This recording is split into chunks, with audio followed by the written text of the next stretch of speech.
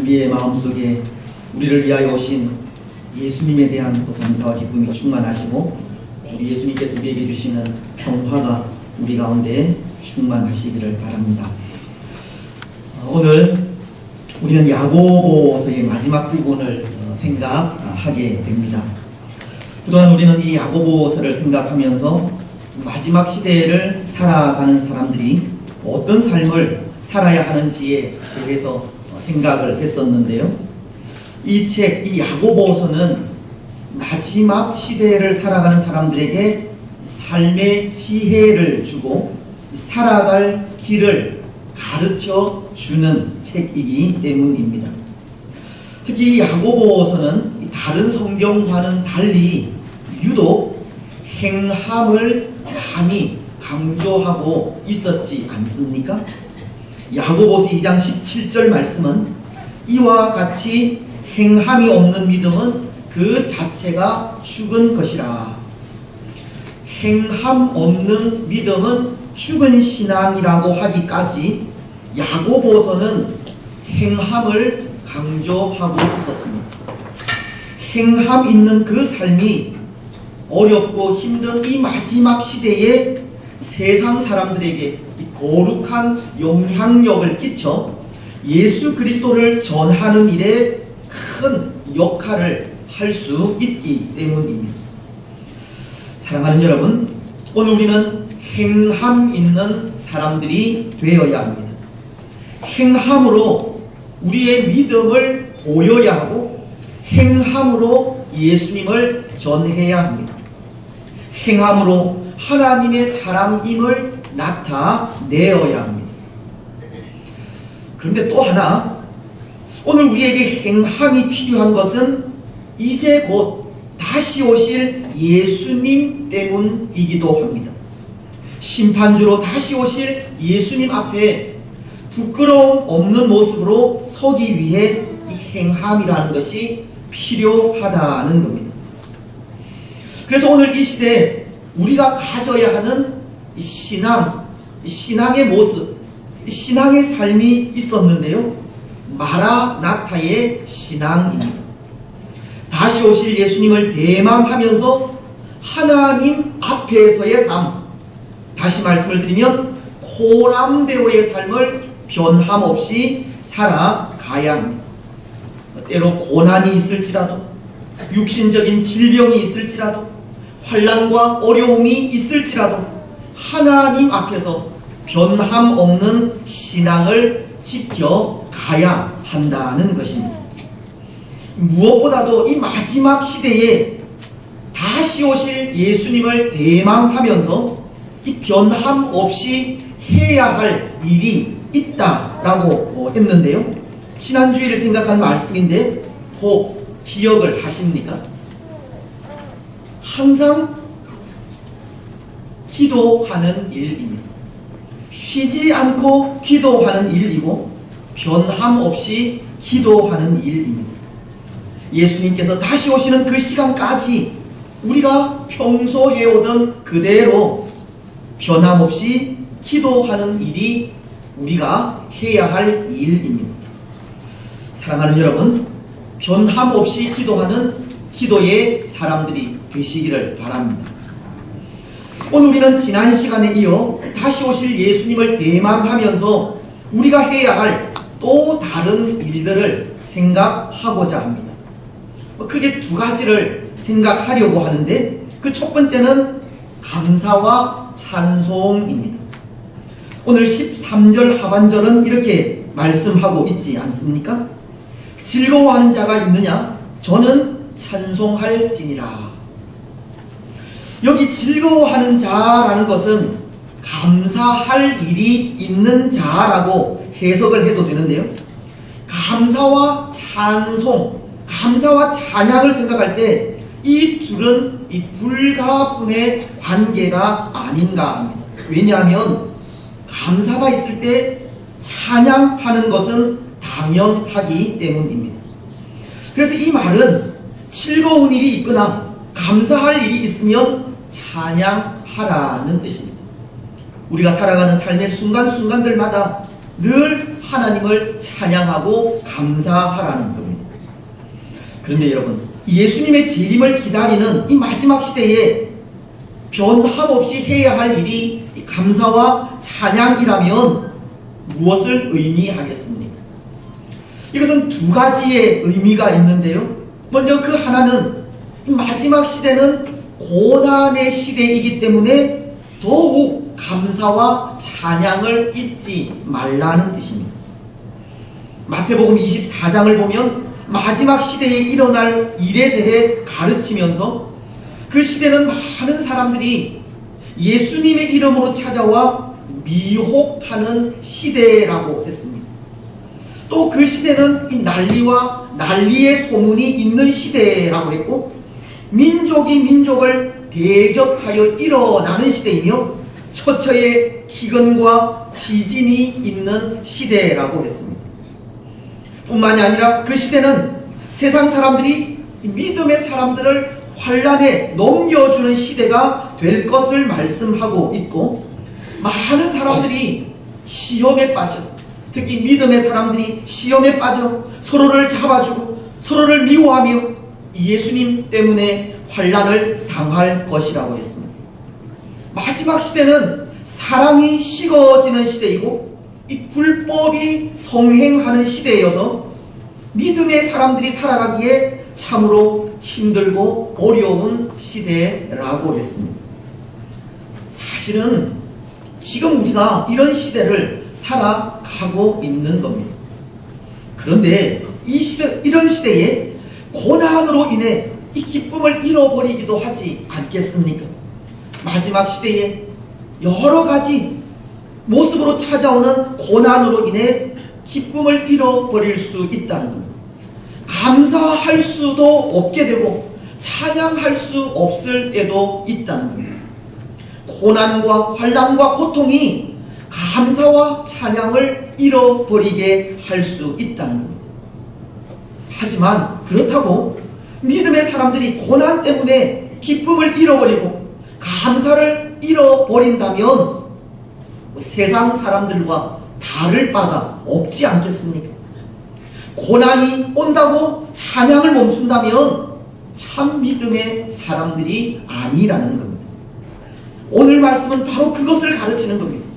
마지막 시대는 고난의 시대이고 그래서 감사와 찬양을 잃어버릴 수 있는 시대이지만 그럼에도 믿음을 가진 우리는 변함없이 감사하고 찬양해야 한다는 겁니다. 우리의 구원자가 되시고 참 소망이 되시는 예수님을 기억하면서 고난의 때에도 변함없이 감사하며 찬양하는 사람들이 되라는 겁니다. 그렇습니다. 사랑하는 여러분, 오늘 우리는 고난의 때에 더욱 감사해야 하고 찬양해야 합니다. 우리에게는 우리의 기쁨의 근원이신 예수님이 계시기 때문입니다. 우리의 소망이신 예수님 때문에 더욱 감사해야 하고 찬양해야 합니다. 특히 내일은 성탄절을 맞이하게 되는데요. 이 성탄이 주는 의미가 그것입니다.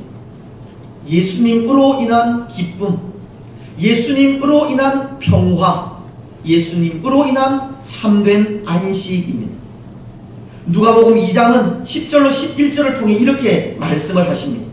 천사가 이르되 무서워하지 말라. 보라, 내가 온 백성에게 미칠 큰 기쁨의 좋은 소식을 너희에게 전하노라. 오늘 다윗의 동네에 너희를 위하여 구주가 나셨으니 곧 그리스도 주시니라. 우리를 위한 큰 기쁨의 좋은 소식은 그리스도이신 예수님이 탄생하셨다는 소식이고, 구주이신 예수님은 우리 기쁨의 유일한 근원이 된다는 것을 가르치는 것입니다. 여러분, 오늘 우리는 항상 구원자이신 예수님을 생각하시기 바랍니다. 힘들고 어려운 일이 있을 때 우리를 위해 더 힘든 십자가를 지신 예수님을 기억하시기 바랍니다. 고통스럽고 아픈 일을 만날 때 우리를 위해 아기의 몸을 입고 이 땅에 오신 예수님을 기억하십시오. 시대가 악하고 사랑이 식어져 그 어디에도 소망을 둘 수 없을 때에도 하늘나라에 우리를 위한 기업을 마련해 놓으신 소망의 주님을 바라보시기 바랍니다. 그래서 우리를 위해 오신 예수님으로 인해 고난 가운데서도 더욱 감사하고 찬양을 잃지 않는 우리들이 되시기를 바랍니다. 또 하나, 예수님의 재림을 기다리면서 이 감사와 찬양이 변함없어야 한다는 것은 참된 신앙인, 이 성숙한 신앙인이 되어야 할 것을 말씀하는 것입니다. 근데 여러분, 여기 이 참된 신앙인, 성숙한 신앙인이 있다면 뭐 거짓된 신앙인, 성숙하지 못한 신앙인도 있다는 말이 아니겠습니까? 어떤 사람을 이야기하겠습니까? 거짓된 신앙인은 즐겁고 좋을 때만 감사하고 찬양하는 사람입니다. 누군가 나를 사랑해주는 사람이 있으면 그 사람만을 사랑하는 사람입니다. 환난과 고난이 있을 때 찬양하지 못하는 사람입니다. 그렇다면 참된 신앙인은 어떤 사람이겠습니까? 즐겁고 좋을 때에도 찬양하지만 고난이 오고 어려움이 올 때에도 감사하고 찬양하는 사람입니다. 누군가 나를 미워하고 시기에도 변함없이 사랑하는 사람을 말합니다. 예수님은 마태복음 5장 43절로 44절을 통해 이런 말씀을 하셨는데요.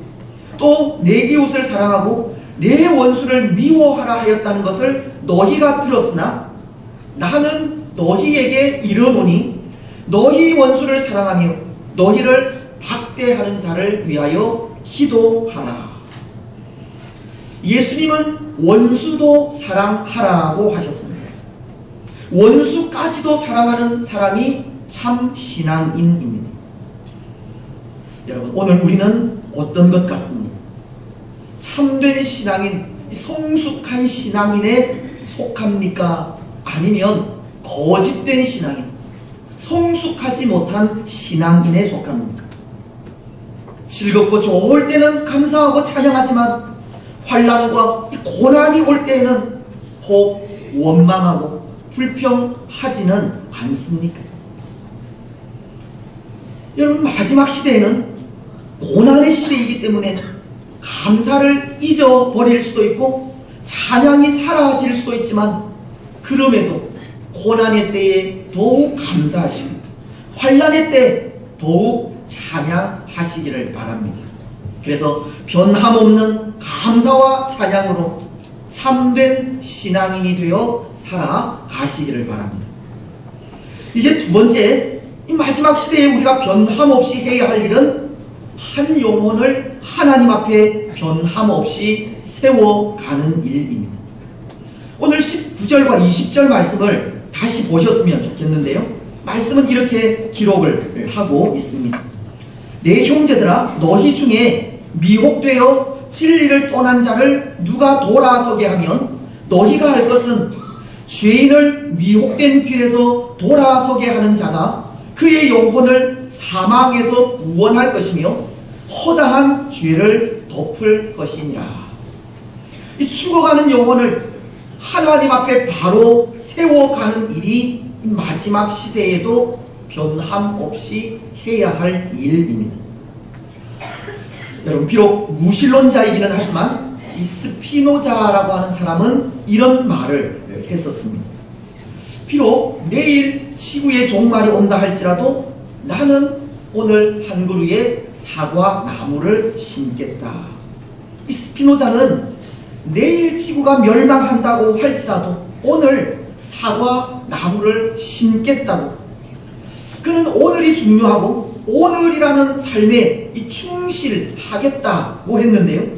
우리 역시도 내일 예수님께서 심판주로 이 땅에 오신다고 해도 오늘 변함없이 해야 할 일이 있다면 그것은 한 영혼을 하나님 앞에 바로 세우는 일입니다. 한 영혼을 주님께로 인도하는 일이 이 마지막 시대에 변함없이 해야 할 일입니다. 특히 이 일은 우리 예수님께서 이 땅에 계실 때 우리에게 부탁하신 마지막 말씀이자 명령이었듯이 우리가 반드시 지켜야 할 지상 과제는 한 영혼을 하나님 앞에 바로 세우는 일입니다. 그래서 이 말씀, 한 영혼을 하나님 앞에 세운다는 것도 이 두 가지로 생각을 했으면 하는데요.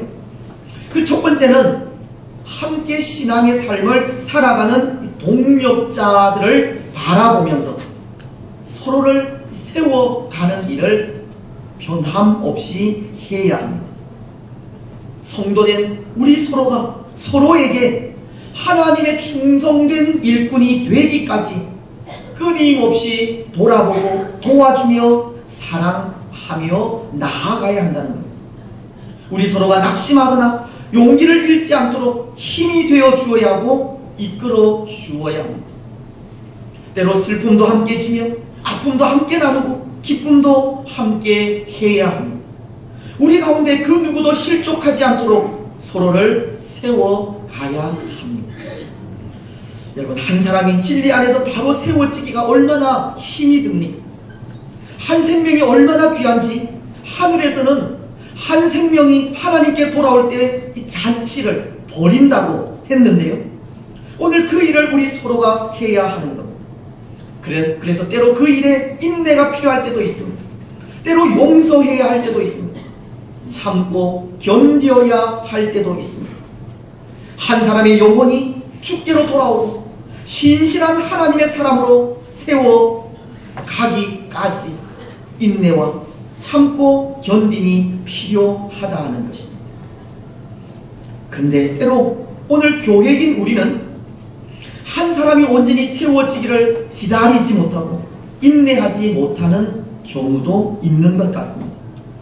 하나님의 나라는 이 세상과 다른데 세상과 똑같이 생각해서 다른 사람보다 못하면 인정하지 않고 내어버리는 경우도 있다는 겁니다.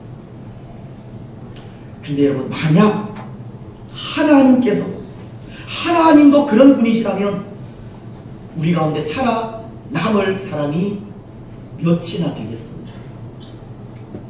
저도 그렇겠지만 오늘 우리 가운데 남아있을 사람은 아마도 한 분도 없을 것입니다. 하지만 하나님은 오래 참고 계시는, 하나님은 지금도 참고 계십니다. 우리가 한 사람의 신실한 하나님의 사람으로 온전히 세워지기까지 지금도 참고 기다리고 있는 겁니다. 오늘 우리는 하나님의 그 마음을 가져야 하고 그 마음으로 성도들을 세워주고 도와야 한다는 겁니다. 오늘 우리는 한 사람의 소중함을 깨달아야 하고 그리고 그 마음으로 성도들을 세워가는 일을 변함없이 해야 합니다. 여러분, 오늘 우리는 한 사람의 소중함을 깨달아 아시기를 바랍니다. 하나님 앞에서 나라고 하는 존재도 참으로 귀한 존재이지만 하나님 앞에서 우리 모두가 다 존귀하다는 것을 기억하시기 바랍니다. 때로 나와 생각이 다른 사람도 마음이 다른 사람도 귀하다는 사실을 인식하셨으면 좋겠습니다. 그래서 함께 교회를 섬겨가는 성도라면 누구에게나 동일한 마음으로 또 온전한 하나님의 일꾼이 되기까지 서로를 도와주고 돌보아주는 우리들이 되시기를 바랍니다. 또 하나, 한 영혼을 하나님 앞에 바로 세운다는 것은 잃어버린 자를 찾는 일을 말합니다. 잃어버렸다고 하면 오늘 말씀처럼 우리 중에 미혹되어 진리를 떠난 자라고 하시듯이 사단의 유혹으로 하나님을 떠난 자를 이야기하는데요. 하나님께서 택하셨지만 아직 주께로 돌아오지 않은 자들을 이야기하는 겁니다. 그래서 그렇게 잃어버린 자들을 찾아야 하는 것이 오늘 우리가 해야 할 일입니다. 여러분, 오늘 우리 주위에 이런 분들이 얼마나 많이 있는지 모릅니다. 예수님을 잘 섬기다가 하나님을 떠난 사람들도 있고 또 교회 생활을 잘 하다가 미혹의 영에 빠져 이단의 무리에 들어간 사람들도 있습니다. 아직도 주께로 돌아오지 않은 우리의 가족들, 우리의 자녀들도 있습니다. 오늘 우리는 이런 사람들을 찾아야 한다는 겁니다. 이런 사람들을 찾되 잃어버린 양을 찾아 산을 넘고 물을 건너 그 양을 찾도록 찾으시는 예수님의 마음으로 그분들을 찾아 나서야 합니다. 물론 한 영혼이 주께로 돌아오는 이 일은 결코 쉬운 일은 아닙니다. 어렵고도 힘든 일입니다. 그래서 이 일은 끊임없이 변함없이 해야 하는 일입니다. 사랑하는 여러분, 우리 예수님께서 아기의 몸을 입고 이 땅에 오신 이유도 그것이지 않습니까? 누가복음 19장 10절은 이렇게 말씀을 하시는데요. 인자가 온 것은 잃어버린 자를 찾아 구원하려 함이니라. 예수님께서 이 땅에 오신 이유는 잃어버린 자를 찾으시기 위함입니다. 죄인을 불러 구원하기 위함입니다. 오늘 우리는 예수님의 마음으로 변함없이 이 일을 감당해 나아가야 합니다. 사랑하는 여러분, 오늘 한 영혼을 주께로 인도하는 이 일에 하나님께서 우리에게 은혜를 베풀어 주시기를 바랍니다. 오늘 우리는 한 영혼을 찾도록 찾으시는 예수님의 마음을 가지고 택하신 하나님의 백성들을 찾아 나아가시기를 바랍니다. 그래서 한 영혼이 하나님 앞에 온전한 신앙인으로 세워지기까지 변함없이 그들을 위하여 수고하고 변함없이 힘쓰는 우리 모두가 되시기를 바랍니다. 이제 말씀을 맺겠습니다. 사랑하는 여러분, 이제 내일이면 예수님께서 우리의 구원을 위해 아기의 몸을 입고 이 땅에 오심을 감사하는 날입니다. 이 마지막 시대에 우리는 예수님의 재림을 기다리면서 또 한 번의 이 성탄을 맞이하게 되는데요. 이 성탄이 다시 오실 예수님을 더욱 기대하게 하는 성탄이 되었으면 좋겠습니다. 무엇보다도 다시 오실 예수님에 대한 기대가 이 마지막 시대가 주는 고난 속에서도 변함없이 감사와 찬양의 삶을 살아가게 하시기를 바랍니다. 다시 오실 예수님에 대한 기대가 한 영혼을 온전히 하나님 앞에 세워가는 그 일에 또 수고하게 하시기를 바랍니다. 그래서 찬양과 감사의 삶, 한 영혼을 하나님 앞에 세워가는 그 일을 통해 이 마지막 시대에도 변함없이 참된 신앙인, 성숙한 신앙인으로 살아가는 복된 성도들이 되시기를 주님의 이름으로 축복합니다. 찬송 218장입니다. 218장 찬송하시면서 봉헌 준비해 주시면 감사합니다.